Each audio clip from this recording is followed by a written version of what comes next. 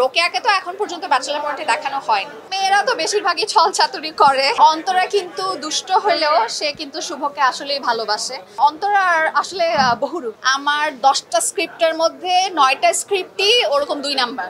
Definitely খুবই ভালো লাগছে, কারণ আমি শুধুমাত্র এই ব্যাচেলর পয়েন্টের জন্য 2 বছর কোনো কাজ করি নাই। আমার চিন্তা ছিল যে এই ব্যাচেলর পয়েন্টের 2টা সিজনে, আমি সিজন 3 অ্যান্ড 4 থেকে আমার এন্ট্রি হয়। সো আমার ইচ্ছে ছিল যে কাজ যখন করব একটাই ভালো কাজ করব, হাজার হাজার কাজ করতে চাই না। সো আমি খুব এগারলি, আমি জানি না বাকিরা তো অবশ্যই ওয়েট করেছে, বাট আমার ওয়েটিংটা ছিল একদম 2 বছর। আপনারা সবাই আমার কাছে জানতে চেয়েছিলেন যে আপু কবে কাজ করবেন, নতুন কাজ করছেন না কেন, আপনাকে কাজ করতে দেখি না কেন। সো এই প্রশ্নের উত্তর দিতে দিতে আমি টায়ার্ড হয়ে গিয়েছিলাম।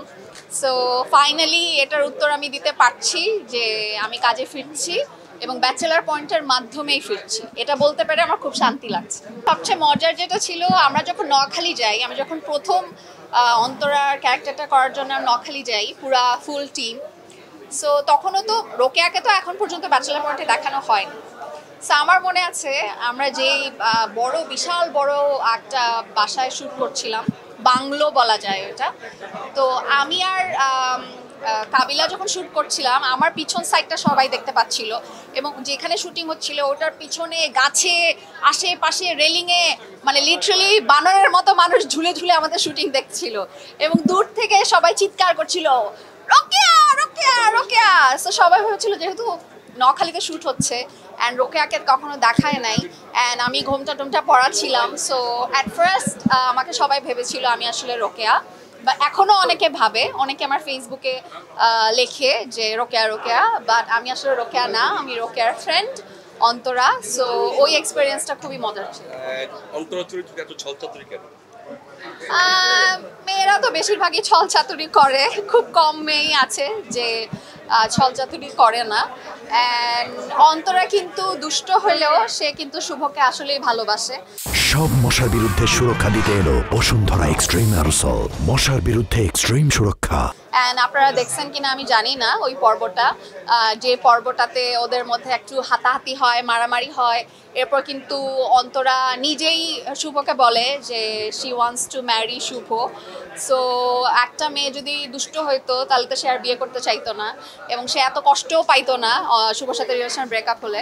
সো আমার মনে হয় যে অন্তরার আসলে বহুরূপ। আমি একটা জিনিস ফিল করেছি, যেটা হচ্ছে যে অন্তরা হওয়ার পর আমি যখন নাটক করেছি, আমার 10টা স্ক্রিপ্টের মধ্যে 9টা স্ক্রিপ্টই ওরকম 2 নাম্বার।